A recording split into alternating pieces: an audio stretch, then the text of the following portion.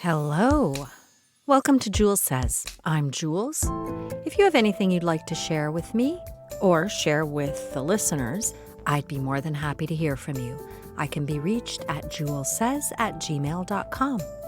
Anything I say on this podcast is my opinion and perspective, and only mine. Unless I've heard from someone else, and then it's theirs. Okay, I am not proclaiming that I'm an expert on anything, certainly not property management, but my parents ran their own property management firm before they passed away, and I have experience with two different companies in Toronto now, and I have to say, it's sometimes really hard to see the value when you don't have my mother Dorothy running the show. The reason we got a property manager to begin with was because if you've listened to my other podcasts, you may have heard some of the issues we had with some of our former tenants. Yes, I've done episodes on some of those issues, and Abe and I just really don't have the stomach for dealing with problems. We don't like being landlords. We bought the place so that we might make some money, but we also invested an awful lot of time and money in fixing it up so that it was really nice. We're trying to keep it nice. We were going to sell it this past spring, but, interest rates jumped, the market softened a bit, so we thought maybe it was best to just hold off. That may have been a mistake. But one of the reasons we decided it might be okay to hold off for the time being is for the past year or two, things have been going relatively well there. Touch wood. I do have a wooden desk here. But still, that could change in a flash. I've always thought part of our landlord problem was that we don't know who we can trust to do repairs correctly or renovations correctly for a reasonable price. We always figured we'd be better off doing everything ourselves. Well, particularly Abe. I help where I can, but he does do the lion's share of the fixing. I do the bookkeeping and the paperwork. But after we had a few bad experiences, we decided that we probably needed to have a property manager for two main reasons. We wanted a company that had access to properly vet prospective tenants. A person who just owns a home that they're renting out doesn't really have access to do full background and credit checks. I don't know if real estate agents can do this effectively. Well, Carrie's husband, Alan, wasn't a real estate agent then, so we didn't even think about that. But I wonder, too, if real estate agents are motivated to do a thorough background check on prospective tenants. Probably not. I can't blame them. They just get their 1-month commission and then they're done. So my thinking was that since a property management company is in the business of managing a property, managing rental units, maybe they don't want to deal with problem tenants any more than the landlord does. I know when my parents owned and operated their property management company, Dorothy, my mom, was pretty much on call 24 hours a day, 7 days a week. It was a really tough job. People called her in the middle of the night because maybe they couldn't find their keys. If you owned your home, there's no one you could call. You'd have to get a locksmith. Or they dropped their keys down the elevator shaft. I actually did that once when I was living in one of the buildings they managed. So embarrassing. And the people you'd least expect would sometimes vacate apartments in terrible condition. I remember her telling me about one young professional woman in particular. She was gorgeous, fastidiously well-groomed and styled, impeccably and fashionably dressed. But when she moved out of her unit, she left a lot of food waste. We've had that happen. But looking at the people who did it to us, we weren't surprised. This was a bit of a shock. She left dirty pizza boxes, and the place was infested with cockroaches. Now, I realize that in some parts of the world, cockroaches are almost unavoidable.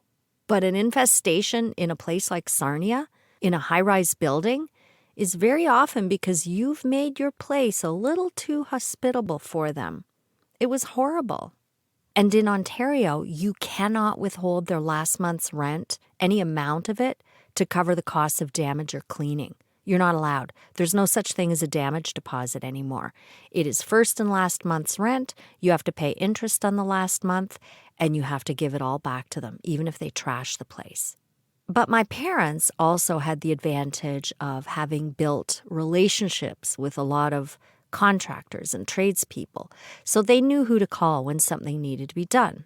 My dad wasn't handy. My mom was actually pretty handy, but there's only so much time in a day. They hired superintendents to oversee the general operations of each of the buildings. Now, these were high-rises. They weren't like ours, which is just a semi-detached house with 3 units. At the time, I thought I might enjoy working with my parents, and I raised the idea to them. It seemed as though the company I worked for then pretty much went through organizational restructuring, which is a fancy way of saying layoffs.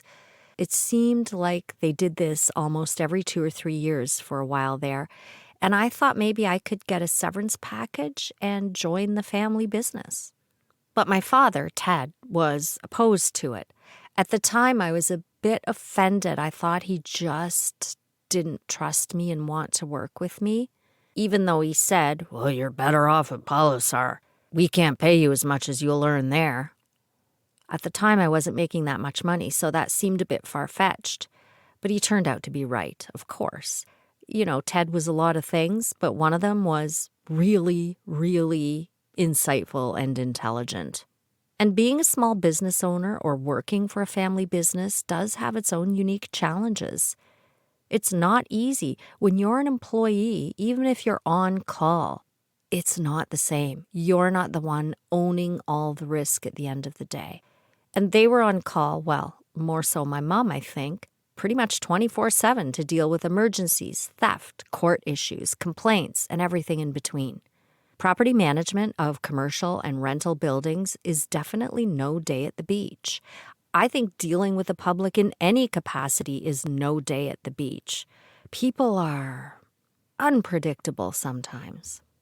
So, did I expect to find another Dorth when I went property management shopping? Of course not. I knew that her dedication and work ethic and management skills and everything she had going for her was way more than most people. But I certainly was in for some sticker shock at how much of the rent a lot of these property managers charge every month.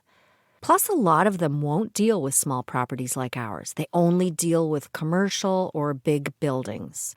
But for us, the McAsshat brothers were the final straw. Abe, I think, was emotionally pummeled by them in a few short months.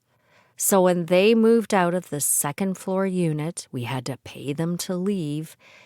Abe breathed a sigh of relief and finally agreed that a property manager might be worth the cost. We really, at that point, wanted the arm's length distance. We wanted thorough background checks. I have no doubt that the McAsshats were habitual problem tenants, inventing issues to score free rent or settlements to move. I stupidly only called one former landlord of one brother, the one who was nicer, and he kind of yelled at me and slammed the phone down. So that should have been an indication, but I thought this guy was so nice, I went with them anyway. But thank God they were finally gone. All the property management companies claim to have the knowledge and the ability to manage any issues that find their way into, God forbid, the Ontario Landlord Tenant Tribunal, which again, I know tenants have problems and I know lots of landlords rip them off and don't maintain their buildings. I'm aware of that. But for those of us who are trying, it really does seem in some ways that the laws are skewed to the tenant. No damage deposit. No way of getting money back for damages at all. The long process to evict someone, you could be paying your mortgage payments and getting no rent for months by the time you can actually get someone out. I mean, if I'm going to support an adult, it's going to be one of my family members, my children. It's not going to be some guy who's renting from a place that I have a mortgage payment on. But anyway, the landlord-tenant laws and the ability to do thorough background checks were really the primary selling points for us. After all, a real estate agent can find a tenant for you, but I'm not confident that they have an interest in ensuring the tenant has a good record. Isn't their interest in getting that first month's rent commission? And then they're done. But even if you have a property manager, a real estate agent can still get the commission. So they're not the same thing. When the main floor was close to being ready to be rented in 2018, after a complete renovation, we signed a contract with a small local property management company. They seemed good, their costs were reasonable. I talked to the guy multiple times, seemed like a really good guy. But obviously, I'm not a good judge of character. They sent welcome letters to Carrie, who by now was living in the second floor unit, and the basement tenant, who had been there for a while. One of the first things I did was I contacted the property manager to ask if their cleaners could be scheduled for a thorough post-construction clean on the renovated main floor. I also wanted to pay for a professional deep cleaning service for the existing tenants as a courtesy. Because, construction dust is not limited to the one unit. It spreads all over the place. So I called them, and the lady says, "Oh, no, we don't have anyone who does that." "What? Don't you hire cleaners between tenants?" "Well," she said, "you could try this cleaning service," and she gave me a company name. So I booked them. They charged a flat rate for post-construction cleaning ×3 for all 3 units. Well, Carrie was there when they cleaned her unit. They basically haphazardly wiped the counter surfaces and baseboards. They did not do a thorough cleaning at all. They did, however, send me pictures of the god-awful mess in the basement, saying they couldn't clean around all the boxes piled up. "Just do the best you can," I told them. The guy had started packing to move out. I didn't know yet that he was moving out, but that's what was going on at the time, which I was fine with. We already knew that he had garbage and dirty cat litter and sometimes dog feces in that place. I mean, I kind of figured that if I hired cleaners, that he might pick some of that up. The service wasn't being paid to take out his garbage and empty his litter box. It was for a construction clean.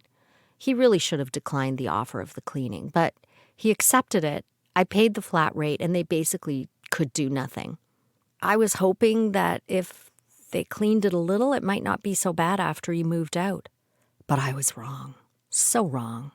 After he moved out, the entire unit not only needed to be cleaned, of course, you expect that, painted, maybe you expect that too. We had to replace flooring and appliances. Other stuff too. Yeah, it was just bad. We did all of it ourselves, of course, with some help from one of Abe's brothers, who was in Toronto and available at the time. That's what we do. And, of course, surprise, I had to completely clean the main floor unit, the empty unit that was brand new. The only evidence of the cleaning service having been there at all was dirty wipe marks on the counter. The whole place was covered with dirt and dust. Windows, windowsills, baseboards, the floor, everything. The bathroom was still filthy. It's as though they just kind of walked in blindfolded and swiped at the kitchen counter with a dirty cloth and called it a day. So much for the property manager's recommendation. But they did say it wasn't their cleaner. I let them know that the cleaner was terrible just so that they wouldn't recommend them to anyone else. It was unbelievable. If I'm ever unemployed and need a job, I'm going to be a cleaner. A good cleaner is worth their weight in gold. If they show up regularly and do a good job of cleaning, you pay them well, you treat them well, and you hang on to them because so many do not. In spite of that, we were still happy at the time to have a professional handle the showings, the lease, the background checks. which a landlord of a small unit like ours doesn't have access to do. We can't legally background check people. So we hoped this would mean we would get a good tenant and we could remain anonymous. If you have a good tenant in your rental property and they're paying their rent and they're not destroying it, you hang on to that tenant. You treat that tenant like gold. Look after the place. Don't raise the rent too much unless you want them to leave, because you never know what you're going to get with the next one. The other services this property management firm offered included financial statements, which I don't even care about. I do all the bookkeeping for the rental unit and our consulting corporation. And a lot of the expenses, they're not going through the property management company anyway. They're going through what we're doing. So, they don't even do any of that. They only have access to the income, their own fees, and any maintenance costs if we went through them, which we normally don't. So only a small part of the picture. So to me, there's no value in the expense and income statements. But they do collect the rent, follow up if it's late, notify the tenants of annual rent increases for a fee, not included, and they supposedly deal with maintenance requests. The thing is, could we trust them to deal with maintenance requests? Would they know what they were doing? Would they overcharge? So we agreed that they would let us know if there were any maintenance requests so that Abe could decide whether he or they should handle them. It turned out that their handyman really wasn't very handy. One of the heaters, it was old direct vent gas technology, it kept breaking down. Their guy couldn't fix it, of course, so Abe had to keep fixing it. And when the basement tenant moved out, we added replacing that heater with a new one to the list. It was the same substandard technology, but at least it would be new and hopefully buy us a few years. I know ideally Abe likes to do in-floor heating everywhere, and it would be good in that unit, but if we did electric in-floor heating, it would probably cost them too much in their electricity bill.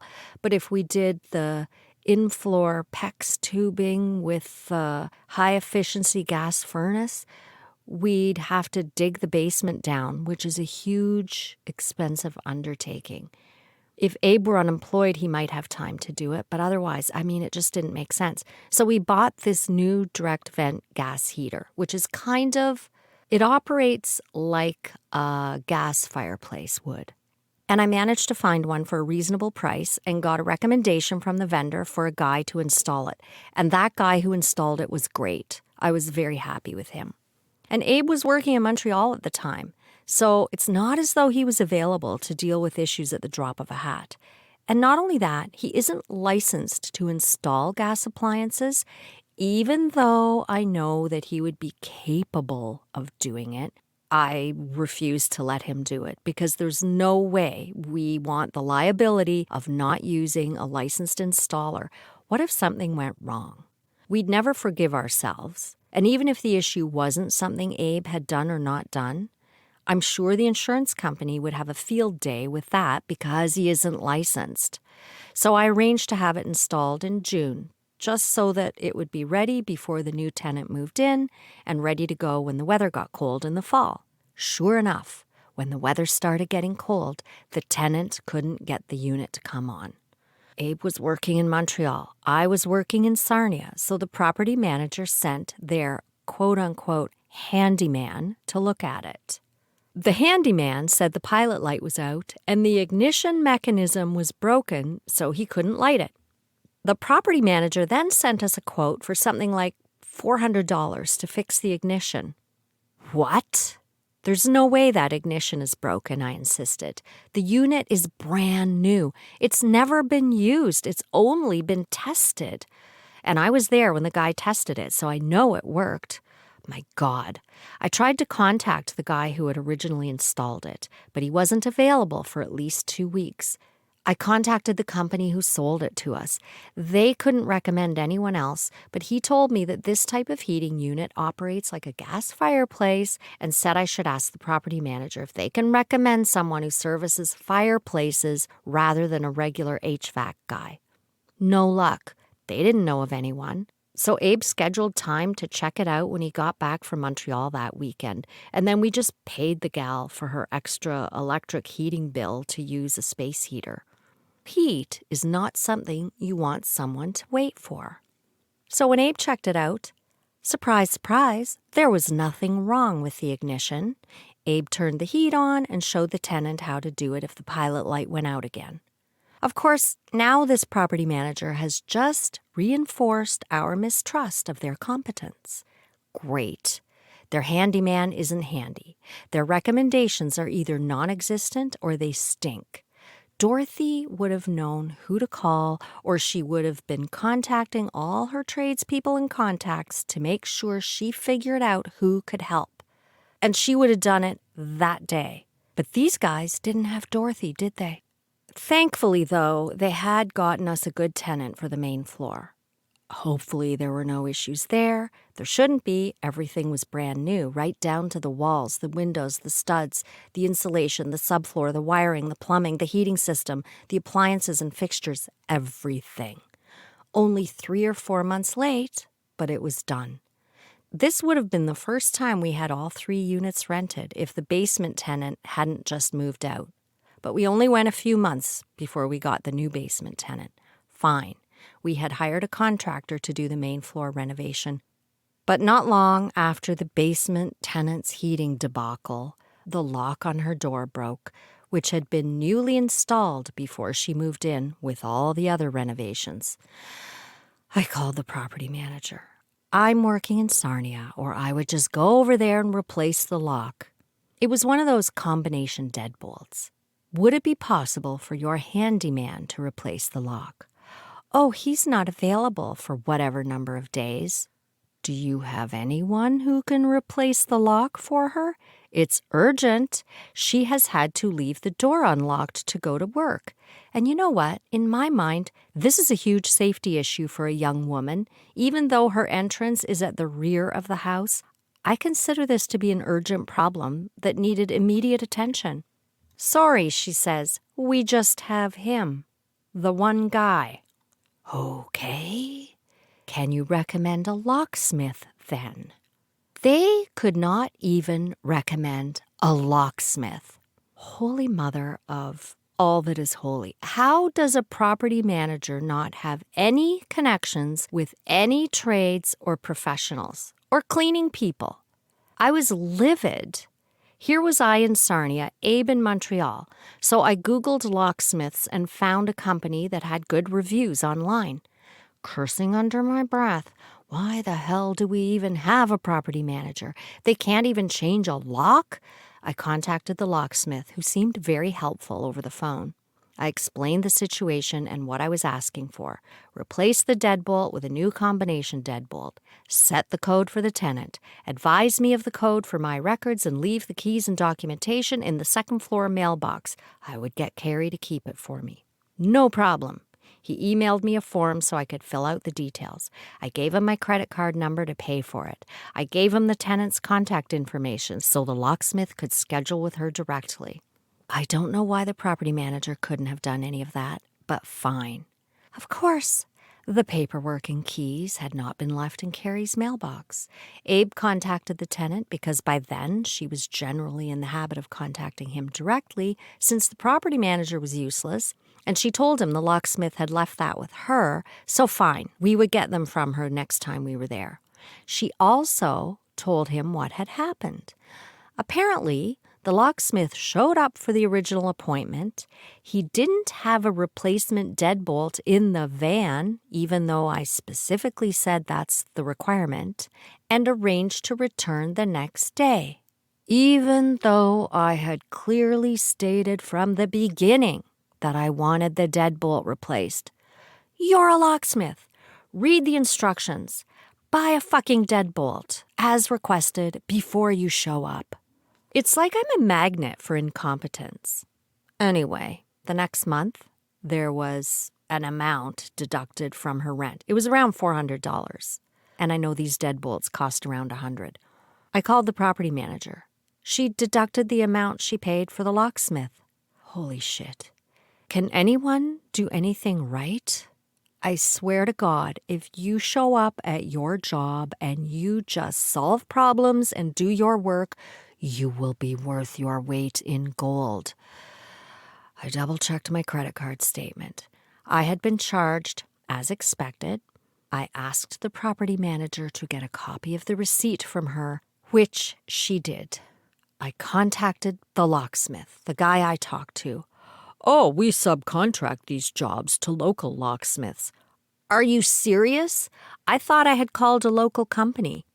I was calling a dispatcher? I explained what had happened and asked him to reverse the charge on my card. Oh, we can't do that. You'll have to get her to call and get her charge reversed. Like hell I will. I didn't say that to him. I said something like, please find a way to do that, because not only did the guy charge her for the deadbolt replacement, he didn't have or didn't read the instructions and had to come back the next day. I am not going to call her now and ask her to get the charge reversed and then pay me the amount she deducted from her rent. That's unreasonable and it's a hassle for her. I'm not going to ask her to do that. There's nothing I can do. The issue is with the subcontractor. I will send you an email detailing the issue, and I expect you to resolve it by tomorrow. Thank you. So the guy responded saying that their accounting processes would not allow a refund, even if I gave him the credit card number again. I ended up successfully disputing the charge through my credit card company. Thank goodness. Oh, but it didn't end there. A few months later, the lock wasn't working again. This time, Abe went over there when he was home for the weekend and checked it out. It had been installed incorrectly, was now damaged, and Abe had to install another new deadbolt. This should have been a simple thing. A simple thing. I can install a deadbolt with no problem. It should have been quickly and easily handled by the property manager. And there were other issues. An error in the prorated amount for a partial month that took months to resolve. Keeping an old listing for the basement posted on their website when it wasn't available. Incorrect details on the listings, even after multiple requests to correct them. The main floor tenants, at some point, were moving. I kept putting off switching property managers because I just didn't have any faith that anyone else would be any better. I gave the property manager a door code for showing. Normally, you would put a lockbox on the door with a key, but with a coded lock, why not just give the showing agents the door code? We never hand out keys because they could be copied. The last time one of the units was for rent, I don't think the property manager gave anyone the door code, which to me would have been the same as a lockbox code. So what happened? They traipsed upstairs, this was before we had an additional locked door in the hallway, to ask Carrie questions. Carrie contacted the property manager to let them know, to ask them to please ensure they provided the correct information for showings. That's frustrating for Carrie. It's frustrating for the real estate agents showing up to show the unit. It's frustrating for the prospective tenants to have to wait for all this because the real estate agent can't get access. Carrie was trying to do them, herself, and the real estate agents, and us, a favor by ensuring people could get in to show the unit. Now there was a locked door and her doorbell was portable, so they couldn't ring the bell. Plus she was working days or going to school by then, I forget which. But she wouldn't be around to answer questions even if they did manage to get upstairs somehow. The first time she had contacted them, they never answered any of her calls.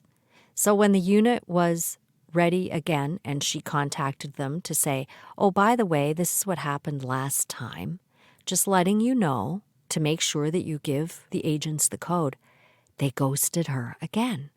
So she posted a bad review. And that got a response in a hurry. Not only did the property manager publicly respond to her review with some long-winded bullshit, even saying she isn't one of his tenants, she's the daughter of the landlord, he emailed me to complain about her review, saying that her unit wasn't even under their management. What? I reminded him of the welcome letter she received, reminded him of the mistakes in the listing, advised him that even if someone was just a neighbor calling about the issue with showings, the reasonable thing to do would be to accept the constructive feedback and not ghost the person. What is with this ghosting gone rampant? Just please tell people what the deal is. Communication is everything. Would it have killed them to respond and say, "We're not managing your unit"? Then she could have said to him, "That may be true, but it's not professional for the real estate agents to have to ask the neighbor questions about the unit. Ensuring the showings run smoothly is your job." So I knew I had to switch. I had to. So I found another small company. I spoke to their guy, and they're very good at selling you their service, but the first guy was too, and their prices are competitive for a small building, so, I specifically asked about their ability to give me referrals if I needed them, and they assured me that they could. Not that I've needed any yet, but who knows if I will. They also said they have a full-time in-house cleaning and maintenance staff, and they offer a list of preferred licensed vendors that offer discounted pricing. Do they charge to give you the list? I'm not sure because I haven't had to ask. The website makes it look as though certain services are included in the monthly fee because they're on the same checklist as collecting and depositing rent, financial reports, which I don't need, but they're all available for an extra fee, such as move-in, move-out inspection, 24/7 emergency service. I don't expect them to take emergency action for no extra charge, but I think they charge you even if they get a phone call. I don't know. They probably, no doubt, charge for coordination and processing of eviction notices. I originally thought that was included, which might be unreasonable, but here's my rationale. If it is included, then it's in the best interest of the property manager to ensure they do a good job of screening potential tenants. If it's not included, then maybe they might care less about getting good tenants. They charge for scheduling maintenance or repairs. I think we had one incident where one of the tenants contacted them about something and they asked us if we wanted one of their people to check it out. They were going to charge something like $100 just to check it out. I thought a certain number of initial visits for assessment and recommendation might be included, but no. They charge a fee of $40 plus tax to notify the tenants of the annual rent increase. Rent increases in Ontario, if you're under rent control, and we are limited to, there's an annual Ontario provincial guideline that means tenants are protected from huge astronomical increases, which I think is reasonable. Anyway, we've had no problems with the new company so far, but we haven't asked much of them, so hopefully they'll continue to work out. But the tenants do already contact Abe directly if they have any issues, so I don't know. It kind of makes me wonder if paying them $300 a month to collect the rent is worth it, especially now that the mortgage payments have jumped. Maybe we'll be glad if we're away again for more than a week. We are kind of thinking of sometime in the next few years going somewhere in the winter just to avoid the worst of it. But hopefully we sell it before that happens anyway. Even though we now have 3 really good tenants, it's certainly not generating positive cash flow, and we're always worried what problems are just around the corner. So, the greedy, rich landlord narrative doesn't always apply. Certainly not in our case. Thank you for listening. If you have anything you'd like to share, I'd be very interested in hearing from you. Have a wonderful week.